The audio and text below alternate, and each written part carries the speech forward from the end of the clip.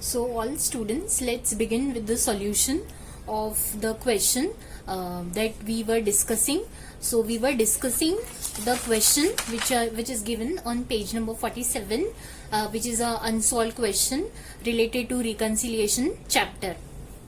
Okay, in our discussion we have already done the finding of mismatch. मतलब हम लोग already ये जो मिसमैच है रिकंसिलिएशन स्टेटमेंट बनाने के लिए ये हम ऑलरेडी फाइंड आउट कर चुके हैं क्वेश्चन में. ये कुछ हमने मिसमैच ऑलरेडी मार्क करके रखे हुए हैं जो हम फाइंड आउट कर चुके हैं.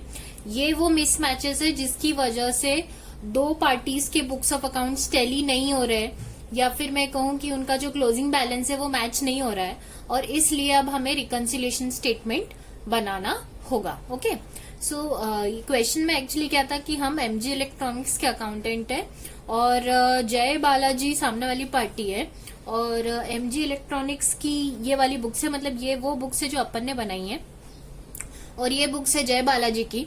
और मतलब ये वो बुक्स है जो जय बालाजी ने बनाई है, उसकी बुक्स में अपना अकाउंट है और ये अपनी बुक्स में उसका अकाउंट है.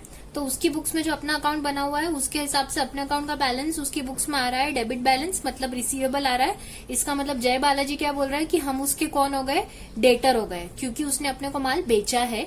और अपन उसके कौन हो गए, अपन उसके डेटर है, तो वो हमारे लिए कौन हो गया, क्रेडिटर हो गया, क्योंकि उससे अपन ने माल खरीदा है. लेकिन ध्यान देंगे उसकी बुक्स में अपने अकाउंट का बैलेंस, मतलब उसके लिए डेटर का बैलेंस 19,200 आ रहा है, लेकिन हमारी बुक्स में क्रेडिटर के अकाउंट का बैलेंस नील आ रहा है. क्लोजिंग बैलेंस कुछ भी नहीं आ रहा है, closing balance is nil, zero. तो अब ये मिसमैच आ रहा था, इसलिए हमने पता किया कि क्या वो रीजन है जिसकी वजह से ये मिसमैच आ रहा है. तो हमने वो मिसमैच को सर्कल करके रखा है. नाउ अभी देखो क्वेश्चन में क्लियरली बोला है कि debtor reconciliation creditor reconciliation statement बनाना है in the books of both the companies, मतलब बोथ द कंपनीज के प्रोस्पेक्ट से आपको सोचना है. तो एक बार आपको ये सोचना है कि आप एमजी इलेक्ट्रॉनिक्स के अकाउंटेंट हो और एक बार आपको ये सोचना है कि आप जय बालाजी के अकाउंटेंट हो. ठीक है, नाउ सपोज सबसे पहले तो आप ये समझो कि आप एमजी इलेक्ट्रॉनिक्स के अकाउंटेंट हो, मतलब एमजी इलेक्ट्रॉनिक्स मतलब अपन. अब अपन ने जय बालाजी से माल खरीदा है, क्योंकि देखो ये जो अपन ने अपनी बुक्स बनाई है ना, अपनी बुक्स ये है जिसमें जय बालाजी का अकाउंट बना हुआ है. तो उसमें अपन क्या बता रहे हैं कि अपन ने जय बालाजी से माल खरीदा है, तो क्लोजिंग बैलेंस फिर अपन नील बता रहे हैं. माल खरीदा है मतलब इसका मतलब सामने वाली पार्टी कौन हो गई, अपने लिए क्रेडिटर, क्योंकि जय बालाजी क्या बोल रहा है कि हम उसके कौन है, डेटर है. राइट, उसके हिसाब से 19,200 उसका डेबिट बैलेंस आ रहा है उसकी बुक्स में अपने अकाउंट का, तो हम उसके कौन हो गए, डेटर हो गए. राइट, तो वो हमारे लिए कौन हो गया, क्रेडिटर हो गया. नाउ अब ध्यान से समझो, जय बालाजी के लिए मतलब जय बालाजी के लिए हम लोग कौन हो गए, डेटर हो गए. ठीक, और हमारे लिए हम कौन है, एमजी इलेक्ट्रॉनिक्स. तो एमजी इलेक्ट्रॉनिक्स के लिए जय बालाजी कौन हो गया, क्रेडिटर हो गया. राइट, नाउ अभी फर्स्ट इंस्टेंस में देखो सॉल्यूशन में क्या बोला है कि तुमको बोथ द बुक्स में बनाना है. एक बार डेटर्स रिकंसिलिएशन स्टेटमेंट बनाना है और एक बार क्रेडिटर रिकंसिलिएशन स्टेटमेंट बनाना है. ठीक है, तो अभी तुम ये समझो, सपोज तुम लोग ये समझो कि तुम एमजी इलेक्ट्रॉनिक्स के अकाउंटेंट हो. ठीक, अब एमजी के लिए जय बालाजी कौन है, क्रेडिटर है. राइट, एमजी के लिए जय बालाजी कौन है, क्रेडिटर है. राइट, तो अगर तुम एमजी इलेक्ट्रॉनिक्स के अकाउंटेंट हो और तुम सबसे पहले अगर प्रिपेयर कर रहे हो reconciliation statement in the books of MG electronics, तो अपन कैसे बनाएंगे. अब ध्यान दीजिएगा, जो भी सामने वाली पार्टी होती है ना वो वाला रिकंसिलिएशन स्टेटमेंट अपन बनाते हैं. ठीक है, एमजी के लिए जय बालाजी कौन है, क्रेडिटर है, सामने वाली पार्टी कौन है, जय बालाजी, और वो कौन है, क्रेडिटर है. तो हम क्या बनाएंगे, हम बनाएंगे creditor reconciliation statement in the books of MG electronics. क्यों, क्योंकि एमजी के लिए जय बालाजी क्या है, क्रेडिटर है. तो देखिए अब सॉल्यूशन स्टार्ट करते हैं. सॉल्यूशन में मैंने सबसे पहले बनाया है in the books of MG electronics. तो एमजी इलेक्ट्रॉनिक्स की बुक्स में क्रेडिटर रिकंसिलिएशन स्टेटमेंट बनेगा, क्योंकि एमजी के लिए जय बालाजी कौन है? क्रेडिटर है। इसलिए हम क्या बनाएंगे? Creditor reconciliation statement as on 31 March 2019, because financial period जिसका उन्होंने डिटेल दिया है वो दिया है 18-19, तो हम और 31 मार्च 2019 का लास्ट ट्रांजेक्शन है, तो ये रहा 31 मार्च 2019 का लास्ट ट्रांजेक्शन है, तो हम 31 मार्च 2019 को हम बनाएंगे रिकंसिलिएशन स्टेटमेंट बनाएंगे। ठीक, और अभी हम एमजी की बुक्स में बना रहे हैं, हमारी बुक्स में बना रहे हैं, और एमजी के लिए जय बालाजी क्रेडिटर है, इसलिए क्रेडिटर रिकंसिलिएशन स्टेटमेंट बनाएंगे। ठीक है, अब दिस इज अ स्टेटमेंट, तो रिकंसिलिएशन स्टेटमेंट का फॉर्मेट वही है, पर्टिकुलर्स, अमाउंट और अमाउंट। ठीक, पर्टिकुलर्स में डिटेल आ जाएगी, मिसमैच जो भी हुआ है उन ट्रांजेक्शन की। अमाउंट एक फाइनल कॉलम ऑफ अमाउंट है और एक इंटरनल कॉलम ऑफ अमाउंट है। इसका मतलब ये हुआ कि ये जो इंटरनल कॉलम ऑफ अमाउंट है उसका जो भी टोटल आएगा ना एड लेस करके, वो हम कहाँ पे लेके जाएंगे? फाइनल कॉलम में लेके जाएंगे। अच्छा, ये एक स्टेटमेंट है, this is not a ledger. हाँ, ये कोई अकाउंट नहीं है, ये कोई आप टी शेप में नहीं बनाओगे। This is a statement, simple. आपको यहाँ पर जो भी मिसमैच हुए हैं ट्रांजेक्शन या जो भी गड़बड़ हुए हैं ट्रांजेक्शन जिसकी वजह से क्लोजिंग बैलेंस सेम नहीं आ रहा है, उसको आपको ट्रीट करना है और क्लोजिंग बैलेंस को सेम लेकर आना है। ठीक है, अब देखो, आप किसके अकाउंटेंट हो? एमजी इलेक्ट्रॉनिक्स के। सामने वाली पार्टी कौन है? जय बालाजी, जो हमारे लिए अभी क्या है? क्रेडिटर है। तो हम क्या बना रहे हैं? क्रेडिटर रिकंसिलिएशन स्टेटमेंट ना। हमेशा रिकंसिलिएशन स्टेटमेंट में एक चीज ध्यान रखना कि आप जब भी रिकंसिलिएशन स्टेटमेंट स्टार्ट करोगे ना, तब आप स्टार्ट करोगे balance as per our book. मतलब हम हमारी बुक के बैलेंस को किसके इक्वल टू में लेके जाएंगे? सामने वाली पार्टी के इक्वल टू में लेके जाएंगे। ठीक है, हम हमारी बुक के बैलेंस को किसके इक्वल टू में लेके जाएंगे? सामने वाली पार्टी के। तो balance as per our book. अब आवर बुक मतलब अपन कौन है? अभी एमजी इलेक्ट्रॉनिक्स है, तो अपनी बुक्स के हिसाब से जय बालाजी के बैलेंस, जय बालाजी के अकाउंट का बैलेंस कहाँ आ रहा है? देखो, द जय Balaji account prepared by you, मतलब एमजी इलेक्ट्रॉनिक्स ने प्रिपेयर किया। आप किसका अकाउंटेंट हो? एमजी। तो अभी अपन पहला क्या ले रहे हैं कि हम एमजी के अकाउंटेंट हैं। तो अपनी बुक्स में, मतलब एमजी की बुक्स में जो जय बालाजी का अकाउंट बना हुआ है उसका जो क्लोजिंग बैलेंस आ रहा है वो आ रहा है नील। तो balance as per our book, हमारी बुक में, हमारी बुक के हिसाब से जय बालाजी का क्लोजिंग बैलेंस कितना आ रहा है? नील।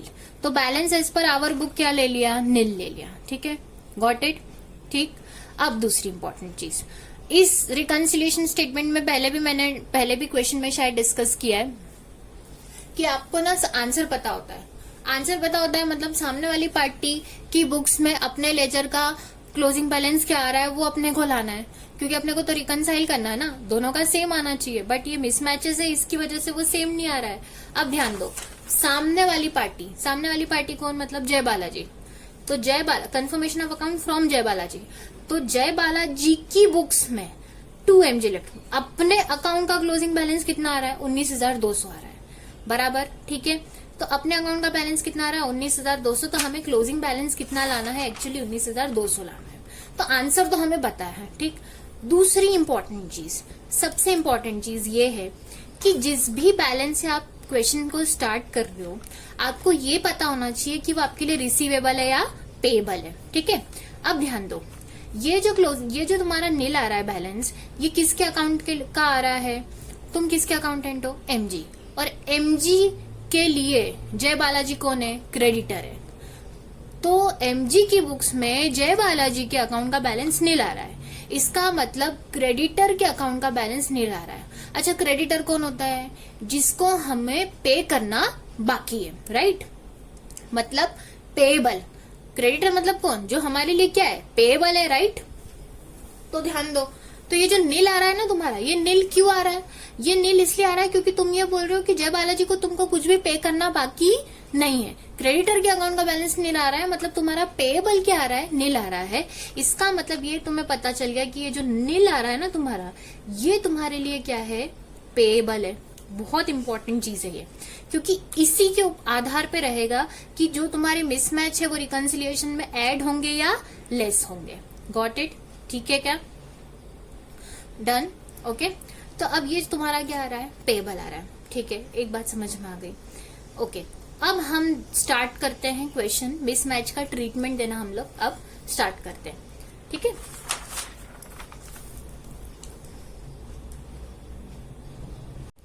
चलो सबसे पहला मिसमैच ध्यान दो। सबसे पहला मिसमैच जो अपन ने मार्क करके रखा है वो ये करके रखा है कि अपनी बुक्स में मतलब एमजी की बुक्स में अपन ने जो जीएसटी रिकॉर्ड किया है वो रिकॉर्ड किया था 6000, बट उसने कितना रिकॉर्ड किया था जय बालाजी ने 9000, और अपन ने उसका जय बालाजी का टीडीएस भी डिडक्ट किया था, बट उसने तो कोई भी टीडीएस डिडक्टेड ऐसा कुछ भी रिकॉर्ड किया ही नहीं है।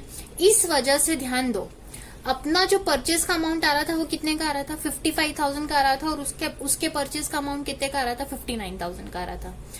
तो डिफरेंस कितना आ रहा है एक्चुअली ये डिफरेंस आ रहा है 4,000 रुपए का। ठीक है, ध्यान दो 59,000 माइनस 55,000, ठीक, ये 9,000 आ रहा है। और ये एक चीज और ध्यान दो, हाँ, ये जो तुम्हारा जीएसटी है ना ये 6,000 है, और ये जो टीडीएस है ना तो आइडियली ये कितना हो गया 56,000 हो गया टोटल, है ना।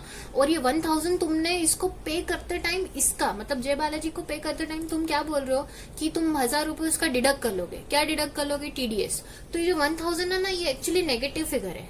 ये टीडीएस का मैं मार्क कर रही हूँ, दोनों ट्रांजेक्शन में ये नेगेटिव फिगर है। नेगेटिव फिगर है मतलब ये ब्रैकेट में लिखा है, लिख दिया है मैंने अपनी अंडरस्टैंडिंग, ब्रैकेट में लिखा है, इसका मतलब क्या हो गया ये नेगेटिव फिगर है। तो तुमने क्या किया, बिल तुमने कितने का रिकॉर्ड किया 56,000, और उसमें से 1,000 रुपए का टीडीएस तुमने डिडक्ट कर लिया, तो तुमने कितने का बिल रिकॉर्ड किया 55,000 का।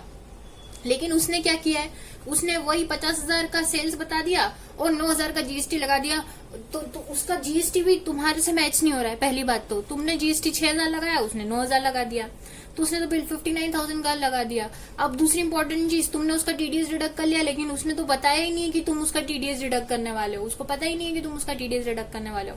तो एक तो वो चीज उसने रिकॉर्ड नहीं करी है, तो इसकी वजह से उसकी बुक्स में इस बिल का अमाउंट कितना आ रहा है 59,000 आ रहा है। और अपनी बुक्स में देखो, अपनी बुक्स में ये जो परचेस अपन दिखा रहे हैं वो कितनी की बता रहे हैं 55,000 की बता रहे हैं, जिसकी वजह ये वाला, ये देखो ये वाला ट्रांजेक्शन है, ये परचेस, ठीक है, ये वाला जो है वो पेमेंट है, नेक्स्ट ट्रांजेक्शन है, इसका जो अमाउंट है वो यहाँ पे लिखा है, ये क्रेडिट अमाउंट है ना परचेस, इसलिए ठीक है।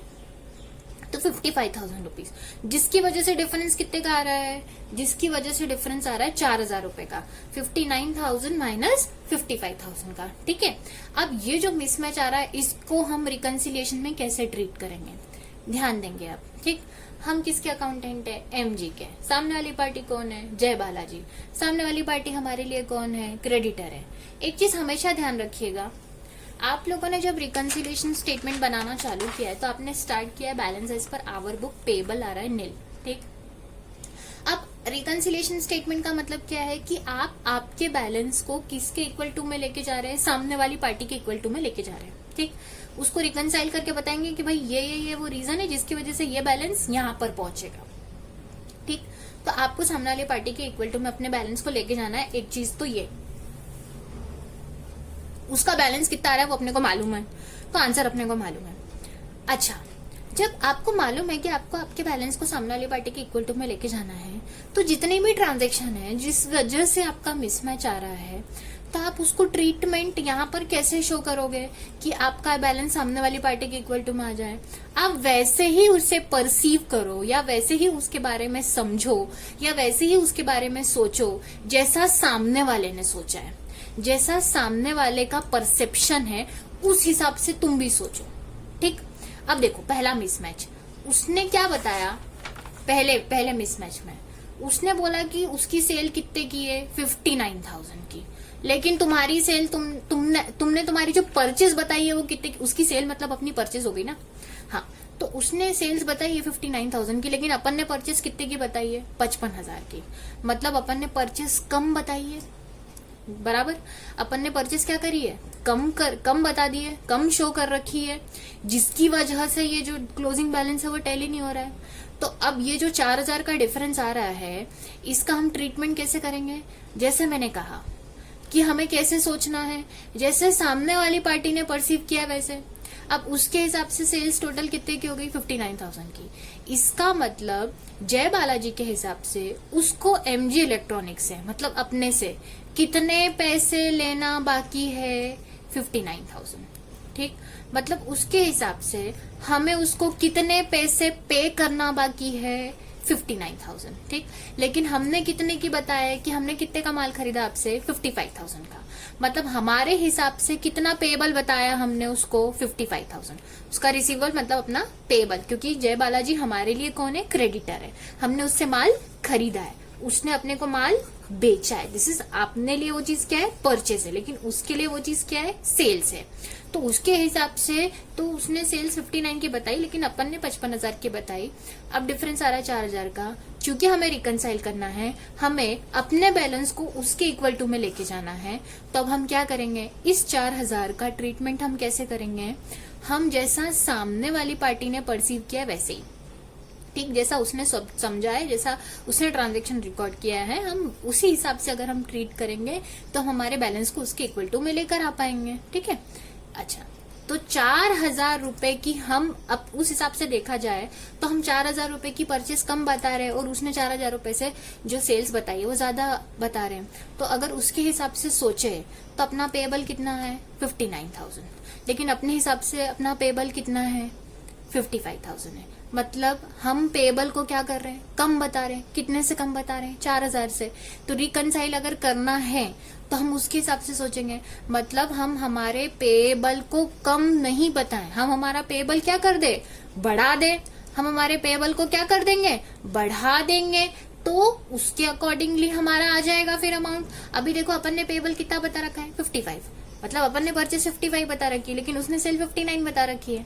अब वो अपने लिए क्रेडिटर है, तो अब हम क्या करेंगे, उसके परसेप्शन से सोचेंगे, तो हमें 4,000 रुपए से और परचेस दिखानी पड़ेगी। मतलब हम ये बताएंगे कि हमें अभी भी 4,000 रुपए और पे करना बाकी है। तो इस मिसमैच को रिकंसिलिएशन में रिकॉर्ड करने के लिए हमें क्या करना पड़ेगा, हमें सामने वाली पार्टी के हिसाब से सोचना है। तो सामने वाली पार्टी के हिसाब से हमारा पेबल 59 है, लेकिन हमारे पास 55 ही हमने रिकॉर्ड किया है। तो उसके हिसाब से अगर मुझे रिकंसिलिएशन में रिकॉर्ड करना है, मतलब मुझे अपना पेबल क्या करना है, बढ़ाना है। और कितने से बढ़ाना है, 59 में से 55 कितना हो गया, 4,000। तो 4,000 से मुझे अपना पेबल क्या करना है, बढ़ाना है। तो अब मैं कैसे रिकॉर्ड करूंगी इसको, रिकंसिलिएशन में देखेंगे। ये देखो, ये बहुत इंपॉर्टेंट है। ये जो तुम्हारा ओपनिंग बैलेंस है, balance as per our book, ये तुम्हारे लिए क्या है, पेबल है ना। तो अब तुमको क्या करना है, रिकंसाइल करने की, रिकंसिलिएशन के लिए 4,000 से तुमको अपना पेबल बढ़ाना है। तो अगर ये पेबल है तो मिसमैच का पहला आइटम जो 4,000 रुपए का है, वो तुमको इसमें क्या करना पड़ेगा, ऐड नहीं करना पड़ेगा, क्या करना पड़ेगा, ऐड करना पड़ेगा। इसलिए ये 4,000 रुपए काय में आएंगे, ऐड आइटम्स में आएंगे। तो देखो इसका मैंने क्या लिखा है, lower GST recorded and TDS deducted in our book but not in creditors book. हाँ बिल्कुल ठीक है, क्यों, क्योंकि उसने जीएसटी 9,000 रिकॉर्ड किया, बट अपन ने कम लोअर रिकॉर्ड किया ना, अपन ने 6,000 ही रिकॉर्ड किया है। तो अपन ने लोअर जीएसटी रिकॉर्ड किया है और अपन ने उसका टीडीएस डिडक्ट कर लिया है, जो अपनी बुक्स में तो हुआ है लेकिन क्रेडिटर की बुक में नहीं हुआ है। तो मैंने यही लिखा है कि lower GST recorded and TDS deducted in our book but not in creditors book. तो इसका डिस्क्रिप्शन ही आएगा और ये एड आइटम्स में आ जाएगा, क्रेडिटर रिकंसिलिएशन स्टेटमेंट में, ये एड आइटम्स में। This is a positive figure, positive figure है इसलिए हम इसे ब्रैकेट में नहीं लिखेंगे। अगर कोई भी आइटम लेस होगा तो हम उसे फिगर को कैसे लिखते हैं, ब्रैकेट में लिखते हैं, लेकिन ये ऐड होने वाला है, this is a positive figure, इसलिए हम इसको ब्रैकेट में नहीं लिखेंगे। ठीक, पहले मिसमैच का आपका ट्रीटमेंट हो चुका है। ओके, आगे बढ़ते हैं। नेक्स्ट मिसमैच आपका है सेल्स। अगेन उसने सेल्स में जीएसटी कितना रिकॉर्ड किया है, 7,200, लेकिन अपन ने कितना रिकॉर्ड किया है, 4,800, और अपन ने उसका टीडीएस भी डिडक्ट कर लिया है, लेकिन उसने कहीं पे भी ये नहीं बताया कि अपन उसका टीडीएस डिडक्ट कर रहे हैं। ये सेम यही प्रॉब्लम है जो पहले थी। पहले भी ऐसा ही हुआ था कि उसने जीएसटी ज्यादा रिकॉर्ड किया था बट अपन ने कम रिकॉर्ड किया था। यहाँ पे सेम यहाँ पर भी वही किया है कि अपन ने जीएसटी कम रिकॉर्ड किया है, अपन ने उसका टीडीएस डिडक्ट किया है, तो अपन ने रिकॉर्ड किया, लेकिन उसने कहीं पर भी रिकॉर्ड नहीं किया है। तो this would be the same treatment again. अब देखो उसके हिसाब से उसने अपने को कितने का माल बेचा है, 47,200 का, लेकिन हमने तो देखो ये जीएसटी वीएसटी लगा के और टीडीएस डिडक्ट करने के बाद अपन ने टोटल कितने का बताइए, ये देखो ये वाली परचेस, इसका टोटल कितना आ रहा है, ये plus this minus this is negative figure, अपन ने 800, तो इसका टोटल कितना आ रहा है, 44,000 आ रहा है। ठीक, मतलब हम हमारी परचेस कितने की बता रहे हैं, 44,000 की, लेकिन वो सेल्स कितने की बता रहा है, 47,200। ये तो गड़बड़ हो गई। इसका मतलब वो ये बोल रहा है कि उसके हिसाब से तो उसने अपने को कितने का माल बेचा, 47,200 का। तो उसके हिसाब से जय बालाजी के हिसाब से जय बालाजी को एमजी से मतलब हमसे कितने पैसा लेना बाकी है 47,200। लेकिन हमारे हिसाब से हमने उससे कितने का माल खरीदा है ओवरऑल 44,000 का। तो हम क्या बता रहे हैं कि भाई देख ऐसा है कि हमको तेरे को कितना पे करना बाकी है, मतलब एमजी को जय बालाजी को कितना पे करना बाकी है 44,000। तो ये तो गड़बड़ हो गया ना, वो रिसीवेबल बता रहा है 47,200 लेकिन अपन पेएबल कितना बता रहे हैं 44,000 बता रहे हैं।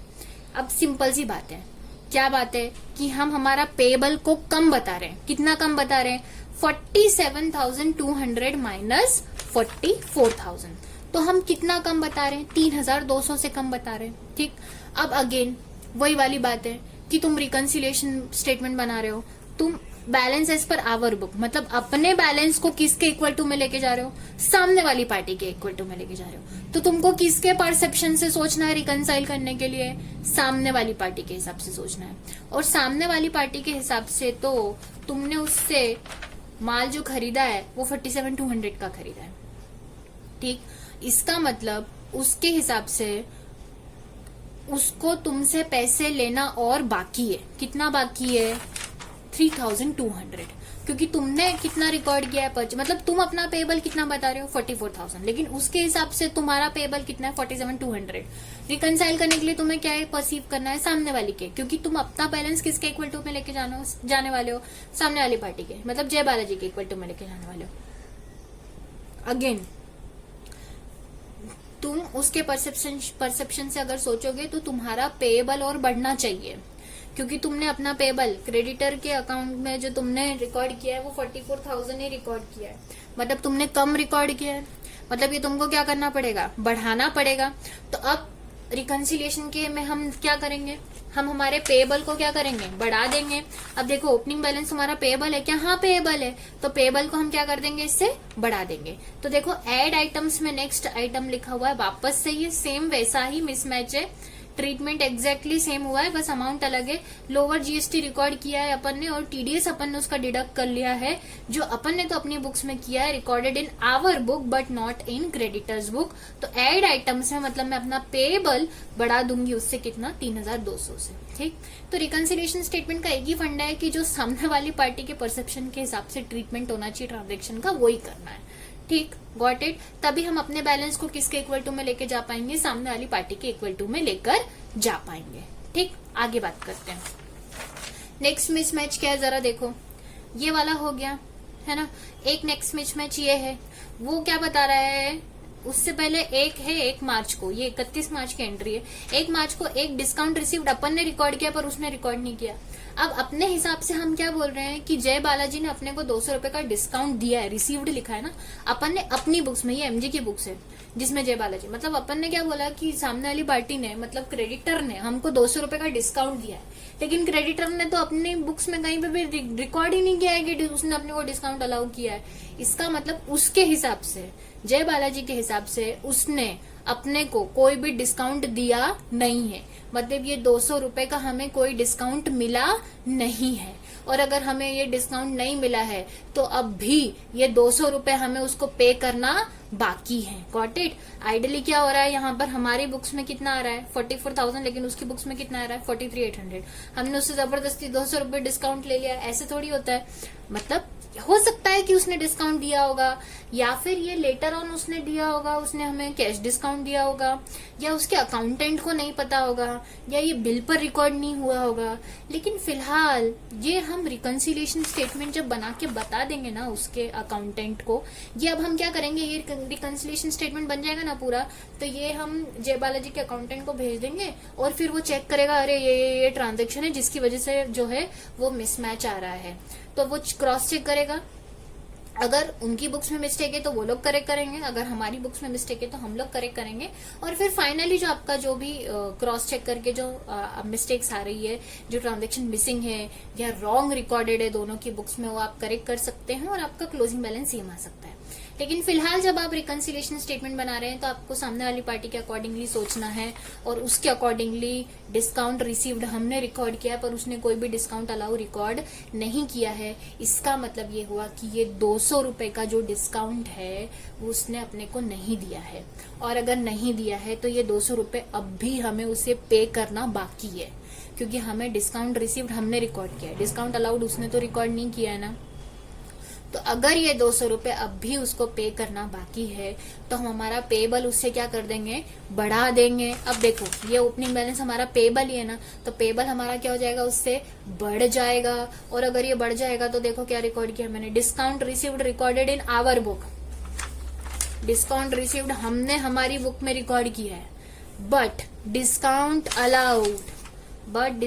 Allowed not recorded in creditor book. Creditor की बुक में तो अपने अकाउंट में कहीं पे भी डिस्काउंट नहीं रिकॉर्ड हुआ है। सो ये इस 200 रुपए से हम हमारे पेबल को क्या कर देंगे, बढ़ा देंगे, इसलिए एड आइटम्स में लिखा है डिस्काउंट वाला 200 रुपए। Got it? ठीक। Next mismatch. अब देखो ये वाला मिसमैच हो गया, ये हो गया, ये हो गया। अब एक ट्रांजैक्शन 31 मार्च को हुआ है जो जय बालाजी ने अपनी बुक्स में रिकॉर्ड किया है, पर अपन ने मतलब एमजी इलेक्ट्रॉनिक्स के अभी अपन अकाउंट है तो एमजी की बुक्स में अभी तक वो रिकॉर्डेड नहीं है। वो ट्रांजैक्शन क्या है, अभी जय बालाजी क्या बोल रहा है, उसने 2 सेल्स, उसने अपने को पूरा माल बेचा है। कितने का माल बेचा है, 10,000 प्लस जीएसटी 1800, 11,800 का। अब ये बिल अपने इसमें रिकॉर्डेड ही नहीं है। इसका मतलब ये हुआ कि वो तो ये बोल रहा है कि उसने अपने को माल बेचा है, लेकिन अपन ने तो कहीं पे भी वो परचेस दिखाई नहीं है। इसका मतलब ये हुआ कि ये जो 11,800 रुपए है ये हम कहीं बता ही नहीं रहे कि हमने उससे माल खरीदा है। और अगर ये बता ही नहीं रहे हैं तो इसका ये कहने का मतलब ये है कि हम कहीं पर भी ये शो नहीं कर रहे हैं कि ये 11,800 रुपए हमें जय बालाजी को पे करना बाकी है, बराबर। क्योंकि जय बालाजी हमारे लिए कौन है, क्रेडिटर है। लेकिन उसने अगर सेल्स बताई है तो वो तो बता रहा है कि उसने अपने को माल बेचा है, जय बालाजी ने एमजी को माल बेचा, ऐसा वो बता रहा है। इसका मतलब उसके हिसाब से तो ये 11,800 रुपए अब भी जय बालाजी को एमजी से लेना बाकी है। अगेन रिकंसिलिएशन, आपको अपने बैलेंस को किसके इक्वल टू में लेके जाना है, सामने वाली पार्टी।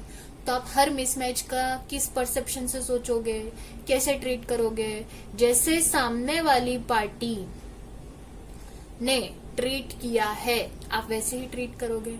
मतलब आप ये मान लो कि ये जो 11,800 रुपए जो उसने रिकॉर्ड किए हैं सेल्स के, वो आपकी परचेस है। और अगर ये आपकी परचेस है तो अब भी ये 11,800 रुपए का पेमेंट एमजी की तरफ से जय बालाजी को बाकी है। इसका मतलब एमजी का पेबल इससे बढ़ जाएगा 11,800 रुपए से। तो ध्यान दो, एमजी की बुक्स में जब हम क्रेडिटर रिकंसिलिएशन बनाएंगे तब हमारे पेबल को हम क्या कर देंगे, बढ़ा देंगे। तो देखो पेबल को बढ़ाना है मतलब पेबल में ऐड करना है। तो देखो ऐड आइटम्स में लिखा है sales recorded in creditors book but purchase not recorded in our book 11,800। देखिए अब ध्यान दीजिए, सारे मिसमैच आपने रिकंसिलिएशन में ले लिए, ये वाला ले लिया, ये वाला ले लिया, ये वाला भी ले लिया, ये भी हो गया, ये भी हो गया और ये भी हो गया, डन। ये सब मिसमैच जो है वो आपके कंप्लीट हो चुके थे। ये एक ही है, ये दोनों एक ही है और ये दोनों अलग अलग है। What it? तो अब जो है आप सारे मिसमैच अच्छी तरह से रिकॉर्ड कर चुके हो। जब आप सारे मिसमैच अच्छी तरह से रिकॉर्ड कर चुके हो तो जितने भी 4 मिसमैच आ रहे हैं वो चारों काय में आ रहे हैं, ऐड आइटम्स में आ रहे हैं। क्यों? क्योंकि इससे तुम्हारा पेबल क्या हो रहा है, बढ़ रहा है। अगर तुम्हारा पेबल इससे बढ़ रहा है तो तुम इन चारों को ऐड करो। पॉजिटिव फिगर है, कितना आ रहा है टोटल 19,200। ये टोटल सेकेंड कॉलम में लेके जाओ अमाउंट के। तो अब ऐड करना है तो ओपनिंग में ऐड करो। ओपनिंग क्या है, नील, जीरो। जीरो में 19,200 ऐड करोगे, क्या आएगा लास्ट में 19,200। ये क्या है, बैलेंस एज पर क्रेडिटर्स, क्योंकि सामने वाली पार्टी अपने लिए कौन है, क्रेडिटर है। और सामने वाली पार्टी के अकॉर्डिंगली तो अपने को बैलेंस लेकर आना था। तो balance as per creditors book कितना आ रहा है, 19,200 आ रहा है, राइट। अब ध्यान दो, 19,200 तुम्हारा क्या आ रहा है, पेबल। तुमने अपना पेबल, ये तुम्हारे लिए पेबल था ना, पेबल में ऐड करके पेबल को बढ़ा दिया ना, पेबल को बढ़ा दिया ना तुमने। तो पेबल तुम्हारा कितना आ रहा है, 19,200। इसका मतलब ये तुम्हारा क्या आ रहा है, पेबल आ रहा है, तुम्हारा पेबल आ रहा है।